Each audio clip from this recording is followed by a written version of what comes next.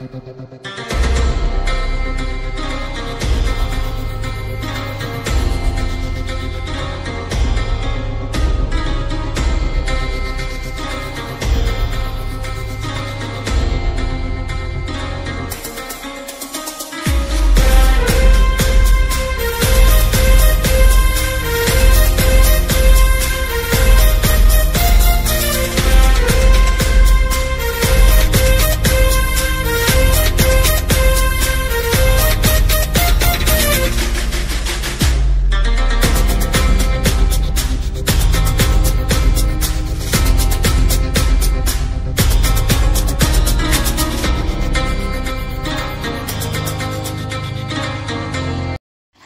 Friends, as I promised আমি আজকে নিয়ে এসেছি আমাদের প্যান্ডেলের একটা ব্লগ।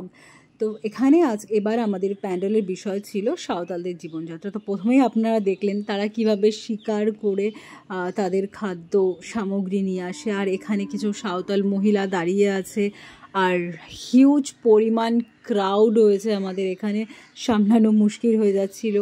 আর ইনি কাঠ কেটে নিয়ে যাচ্ছেন তার ফ্যামিলির জন্য। অ্যান্ড এখানে সবথেকে আকর্ষণীয় বিষয় যেটা ছিল, একটা জীবন্ত মুরগিকে সে নিয়ে বসে আছে। আর সবথেকে ব্যাপার হলো যে আমি তো ভাবছিলাম এ কেন নাড়াচাড়া করছে না, কিন্তু এও বেশ মাঝে মাঝে এও পোষ মেনে গেছিলো। এটাই হবে সবথেকে বড় কথা। তো এটা কিন্তু কোনো শোপিস নয়, এটা একটা মানুষ যে জীবন্ত একটা মুরগিকে নিয়ে বসে আছে। আর এখানে সাঁওতালদের একটা বিশেষ পানীয় আছে, হাড়িয়া, আমরা সবাই জানি, মাদক জাতীয়। সেই মাদক পান করে দুই বন্ধু মনের আনন্দে সেলিব্রেট করছে। আর কিছুটা এগিয়ে আসলে আপনারা দেখতে পাবেন এখানে তারা করছে তাদের নিজেদের মতন আনন্দ, তাদের সংস্কৃতি কিছুটা তুলে ধরার চেষ্টা করেছে আমাদের মধ্যে। তো কীরকম লাগছে আপনাদের? আর আরেকটু এগিয়ে একদম সামনে চলে আসতে হবে, আর পুরো ব্যাপারটাই প্রকৃতির মধ্যে প্রেজেন্ট করা হয়েছে।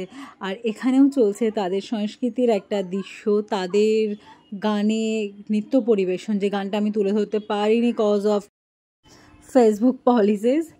তো পুরো প্যান্ডেলটা, পুরো ব্যাপারটা প্রকৃতির মধ্যেই তৈরি করা হয়েছে, যাতে আরও ব্যাপারটা, কারণ ব্যাপারটা এরাও তো সাঁওতালদের যে আদিবাসী জীবনটা তুলে ধরেছে, এটা মেনলি প্রকৃতি থেকেই আসে।